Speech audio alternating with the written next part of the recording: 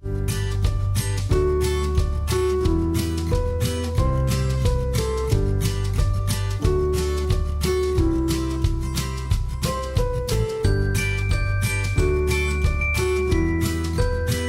drives have been springing up throughout the Farmington Valley as people look for ways to help their neighbors impacted by COVID-19. The pandemic's ongoing impact has meant that more and more people are struggling to make ends meet. Generous members of the community have been looking for ways to help them hold these drives. For Gifts of Love, these drives have helped them to meet the needs of their growing client base. The Avon-based nonprofit provides nutrition for its clients. The number of clients that they serve has grown 10% since the start of the pandemic. Hello, I'm Andrea Obstin, and welcome to the 4th episode of Gifts of Love in the Community. With us today is Nancy Carlson, Volunteer and Outreach Manager for Gifts of Love in Avon. We're going to take a look at the need for these drives and offer you some tips for anyone who'd like to hold one. Welcome, Nancy. Thanks, Andrea. I'm happy to be here. Nancy, why are food drives especially critical now? Well, as so many people are aware, this pandemic has really impacted so many people, and in particular our client base, working families. So what we're really trying to do is make sure that they're getting the food that they need. And sometimes that means calling on the community to help us out. So can you share, you've shared with me some really inspiring stories of these food drives, who they benefited, how they came about. So can you tell us about some families that have really been impacted positively by getting the food you get from food drives? Absolutely. We had a family just recently where mom and dad both lost their jobs. Mom was able to find other work, but in that interim period, things were, as we can imagine, very, very tight. So as a result, they were able to get what they needed from us and the support that they needed from us. So I think that was invaluable. Unfortunately, I also had another situation with a family, a local family who had lost a child and they were going through some trauma. So it became difficult for them to work full time and keep up with everything. So as a result, we were happy to help them out during that transition. Tell us a little bit about some recent food drives that you find very memorable. Recent food drives? Yes.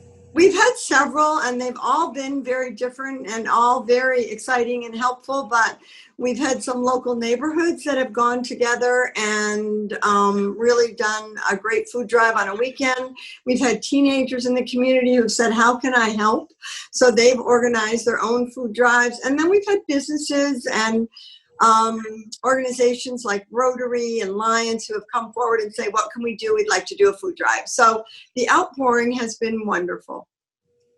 Well, you mentioned businesses. Businesses are holding their own food drives?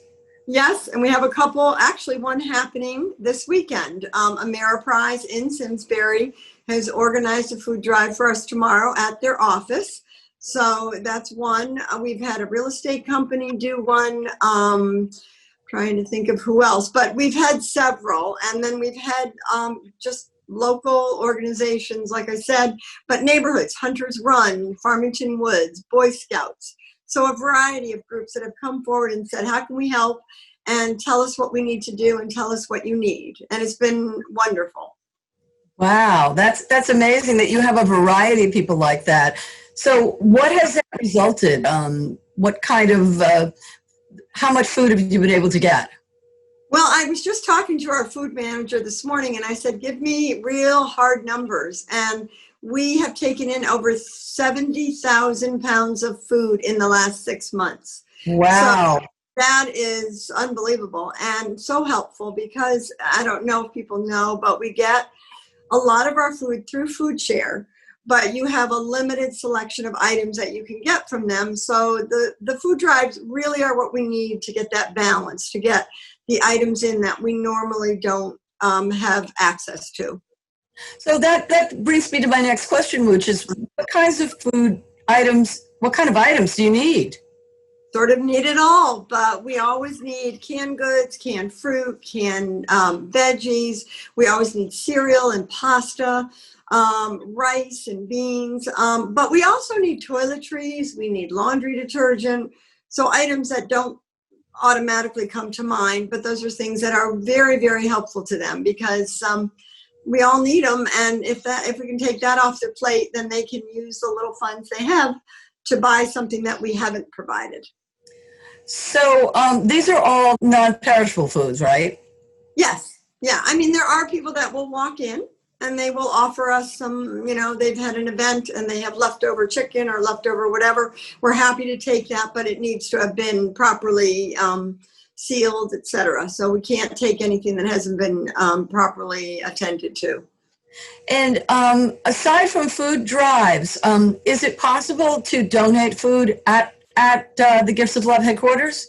Absolutely, we love that. You can call ahead, and we're happy to greet you at the door and help you with it. Or if you're in the area and want to stop by, but we do find that a number of local residents will call us and say, I was just at the store. They had a great deal on mac and cheese, and I bought you some boxes. Can I come by? So, oh, wow. We love that. And one of the food drives that we just had a week ago was at ShopRite. And Chuck Joseph, I'll give a shout out to, who owns that ShopRite in Canton, put bags out and people could purchase a bag for $10. And he just kept track of how many were purchased. And then he brought all that food to us. Wow, that's wonderful. So if I were to want to do a food drive, it seems a little intimidating. How do I start? Well, you should call us because we can help you walk through that. And it's not Okay. that. And we have some of the information is all ready to go, so we can help you with that. But primarily, we want to help you get started. Pick a date. We generally say you should give yourself 2 weeks lead time. Okay. Pick your date. We can help you with the publicity, some flyers, some social media, things like that. And we can tell you what we need specifically and get you going. So in terms of the operational aspect of it, how do I, if I'm having a food drive, relate to Gifts of Love? What does Gifts of Love do to make it easier for me? So once you've set your date, we can start helping you create the materials you need. You can put it online. You can make a flyer that can go in mailboxes. Depending on how big you anticipate it being. We've had people open their garages and just have people drop it off during the day. So it's in a safe place. And some people have set up card tables with lemonade and offered their donors a little bit of refreshment. So it's sort of up. Now the businesses have done them in the offices where if they know they're going to have some appointments or whatever, or people stopping in. Bank of America in Hartford did one for us, and they just left a box in their waiting area in their lobby, and people came by and dropped things off. And when the month was up, then we went and picked it up. Wow. So you also have a toolkit to make things a little easier. Talk about that. We do. We have a nice toolkit which will give you some guidelines on what you should be doing 2 weeks before and the week before, any necessary prep work. It also gives you sample flyers, sample posters that you can use by just putting in the date and time of your event. So Okay. it's almost handmade for you and hand tailored to your needs. So after the food is collected, how does somebody get it to you? So hopefully we've been in touch before then, and hopefully you've given us the date and time. And if you need it picked up at a certain date and time, then we know that. And we have Michael, who's our food manager, will come by with the truck to load everything on. We also ask, and we love photos. So if you are doing a food drive at your house or business, wherever it might be, that you take some video, you take some photos of the day so that we can thank you properly, but also get the word out that you are doing this good work.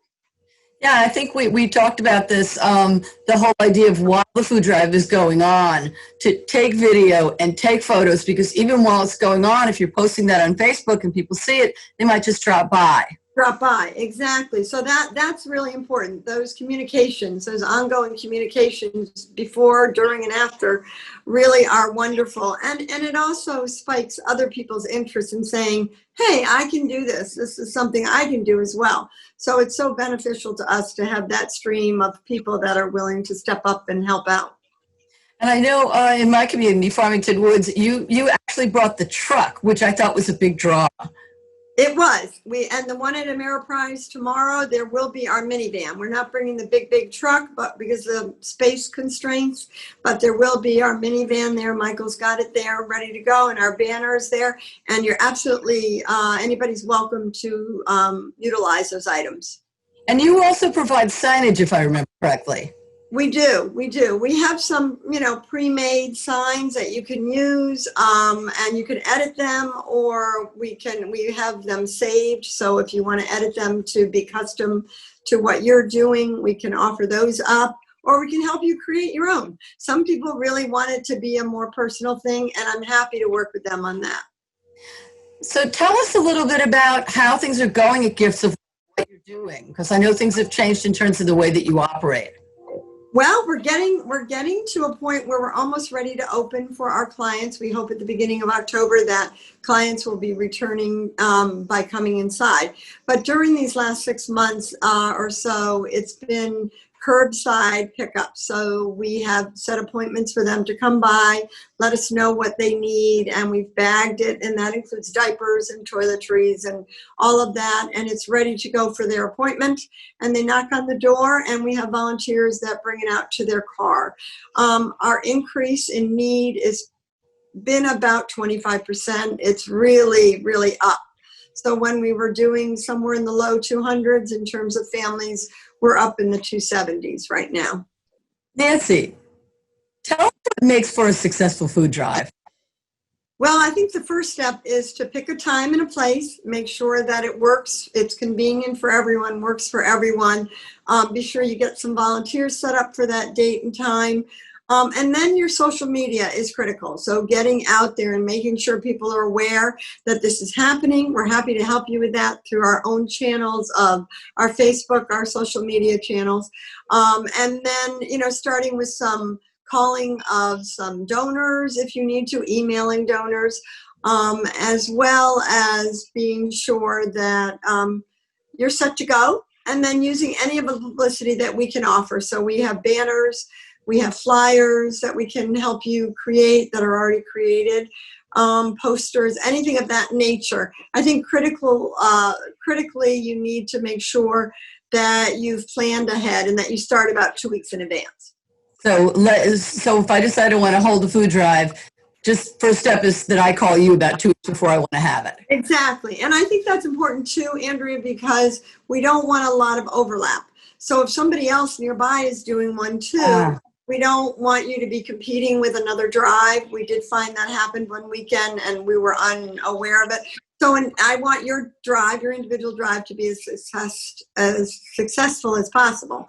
So, I would want to know that in advance. And then we can start the ball rolling and get you all the materials and help you get volunteers and get started. So you said get materials. If I remember correctly, you have a toolkit to help publicize the event? We do. We created a toolkit, and it gives you basically a step-by-step guide to how to do it, how it works, and who to call for what. And then inside are some sample, as I said, flyers and publications that you can use. So what kinds of groups have been holding food drives? It's been a real variety, everything from Boy Scouts to individuals to condo associations, businesses. We had a real estate company. We've had Rotary, Lions. So it really runs the gamut, and it's all wonderful because it's all so helpful. I'm interested to note that there are businesses that are holding food drives. Talk a little bit about that. Well, we love that too. I think it's great for them, but it's wonderful for us. We've had banks that have done them. We had Bank of America that did one, and then currently this weekend, Ameriprise in Simsbury is holding a food drive for us tomorrow morning. Wow. So how much food have you collected through these food drives?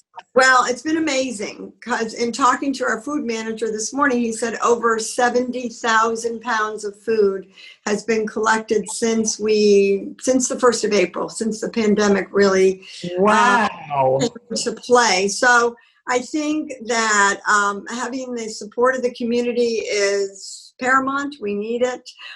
We do get our food from Food Share, but we're limited in what items we can get from them. So we do love to be able to supplement with items that our clients really need. And as I mentioned earlier, obviously the canned goods and the non-perishables are very important. Cereal and pasta and sauce and green beans and those things are always important. But toiletries, so toilet paper and shampoo and body wash, as well as diapers and things of that nature. So all those things really assist our clients in sort of staying up, staying, in a comfortable way. Otherwise, they can get really behind. So you mentioned getting involved. So if we've got somebody that's watching and says, okay, I'm ready to do this, talk to us a little bit about the steps. What should they do first, second, third? I love it because I did have a woman who came to the door and said, I've never done anything like this, but I would like to do a food drive in my neighborhood. And I said, sure. And her name was Carol. And I had her come in and meet with me. And we put together sort of a plan of how she would start and what she needed from me, our logo. And she wanted to create some of her own materials. So she did go to Staples and had street signs made and arrows made. And she did an amazing job. And I think, in all honesty, she really enjoyed it. It was something that she hadn't thought much about before, but she wanted in some way during this sort of difficult time to give back and wanted to know if she could do something like that. So we helped her with that, and she did it on a Sunday in her yard and provided lemonade for anybody that wanted to come by and donate. And then on Monday morning, Michael picked everything up with our truck. So that was going to be my next question. If I have this wonderful, successful food drive, how do I get the food to you? Yeah, we're happy to pick it up. We have a minivan as well as a box truck. So depending on how big or what's being used on that day, we're happy to come by. It is good to let us know because we do use the truck for a variety of things. So we want to make sure we're available for when you need us. Talk a little bit about how you are operating now. I know for a while you had to cut back on some of the things you were doing because of the pandemic. Talk a little bit about how you're operating now at Gifts of Love. Well, when everything did kind of come to a halt, we had to really look at how we could go forward and still support our clients. So we decided that we would do what we called curbside food. And so we've set up appointments, the regular appointments for them to come by and receive the items that they need. A family of 4 will get 5 or 6 bags of groceries on top of maybe some toiletries. So it's been most helpful. And so we've been doing that all these months. Our goal is right now to open up October 1st to have clients come back in and hopefully one at a time every 30 or 40 minutes to pick out what they need in the way of clothing and food. We hope that this is going to work. One of the things that Gifts of Love has always prided themselves in is that we give our clients choice. So I want them to pick the things that they best can use. If I give somebody peanut butter and they're allergic to peanut butter, it hasn't really helped them. And then we've wasted the peanut butter. So our goal was to really find the things that they need most and make sure that's what they're receiving. So in October, the people may be able to get back into choose clothing items? Yes, so we've had the whole office has been disinfected, the carpets have been cleaned, and we are now just starting to sort clothing and get those items ready to go. We won't be doing housewares right away. We need to see how this moves through and how this works. And then once that month is up, then we hope to open up for housewares as well. I know I've heard from a number of friends asking me if they could donate clothing. Are you accepting clothing at this point? We are. On Mondays and Thursdays, we're starting with children's clothing, and then in 2 weeks, we hope to open for all clothing. But we felt like we needed to do it in stages because we were afraid we'd get inundated and wouldn't be able to get it all ready. So we're starting with children's clothing, and then we hope at the end of the month to start with all clothing. So that's been really, the clients have really been asking for children's clothing. So I believe that was the biggest need, and that's why we decided to start that way. So how can members of the community help? Oh, there's so many ways they can help. So first of all, they can volunteer. And I would love for them to come in and volunteer. And we've been very careful about following the proper protocols. Everybody's wearing masks. Everybody's temperature is taken at the beginning. So I don't want anybody to feel uncomfortable. We are also limiting by the guidelines. We can only have a certain number of people in the building. So I'm very careful to make sure that we are meeting that guideline. Or if they want to do something outside of the building and they want to help us, certainly a food drive is an excellent way for them to help us. And they, should call me or anybody here in the office, and we can tell them what we need at that moment in time. If there's a particular need, sometimes we run out of certain items and we don't have access to it. So it's great to check in with the office to find out what the needs are. We also have a weekend backpack program, and we always need people to help with that. I need people to deliver bags to the schools. So we would help you load your car, and you would be going to one of the local schools. And what they're doing right now with that program is they have a table outside the school for us, and we put everything out there on Thursdays, and the staff takes it and gets it to the child who's in need of it. So there's deliveries to be made, there's food drives, there's volunteering in here. I'm open to anything and all things if anybody has an idea. We also have our farm. So if anybody still wants to harvest, you can go out to our farm in Simsbury. We're nearing the end, probably the end of October, but we still have a lot to go, and still the squashes and the pumpkins and all that have to be harvested. You mentioned the backpack program. I don't know that everybody understands what that is. Can you talk about that? Sure. So 13 years ago, we had a request from a local Avon school for a couple of families whose kids came in and were talking about how hungry they were on the weekend. So they were getting the bulk of their nutrition at school. So many of them were on reduced lunches, but on the weekends there was very little in the house. So we decided that was something we wanted to address. The idea of children being hungry doesn't sit well with us, and I think that it's almost an obligation as a society that we need to make sure that they're getting the nutrition they need. So we took it upon ourselves to start that program, Andrea. I was part of that 13 years ago, and it started with 30 bags, and we're at 320 right now. So these are children that get a backpack on Thursday or Friday. Yeah. At school, and then it helps feed their family over the weekend. Actually, yeah, that's an important part. I'm glad you mentioned that. We aren't just feeding that child. We are hoping we are feeding the whole family. So they are getting a bag filled with 2 meals, snacks, juices, waters, fruit, enough to sort of tide them over for the weekend. We really feel like very committed to making sure our kids, we know that nutritionally it's very important, and it's important for school success. If they're worried every minute about where their food is coming from on the weekend, they can't stay focused on the work, they can't make friends because they're so preoccupied. So leave us with a couple of thoughts about the importance of food drives. Leave us with a couple of thoughts about the importance of food drives. Yeah, the drives, I can't tell you, are just so important to us because we could not do the work that we do here without that support. As I mentioned earlier, we do have access to getting food at Food Share, but primarily we do count on the community to help us. And that is so paramount to what we do here. So we could not do the work we do here without the support of those food drives. And so many times we get items that we are just so thrilled, and our clients are so thrilled. We even get cat food and dog food. And, really?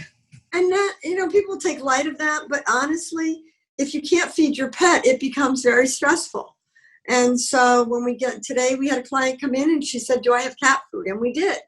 We've had cat litter and cat food, laundry detergent, things that you sort of take for granted that everybody has, but sometimes that's not true, and they really are dependent upon it. So we want to make sure that those necessities are being met. Thank you, Nancy. It is really great to see how our neighbors have stepped up to take care of each other during these difficult times. If you or someone you know are interested in holding a food drive, please get in touch with Nancy Carlson. She's at Gifts of Love. You can reach her at the website, giftsoflovect.org.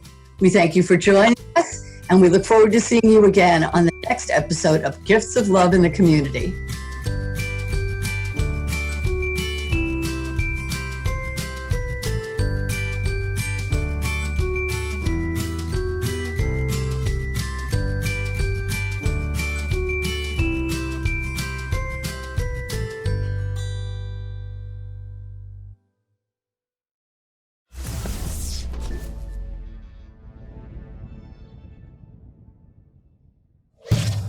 Funding for Simsbury Community Television is provided in part by contributions from viewers like you. Thank you.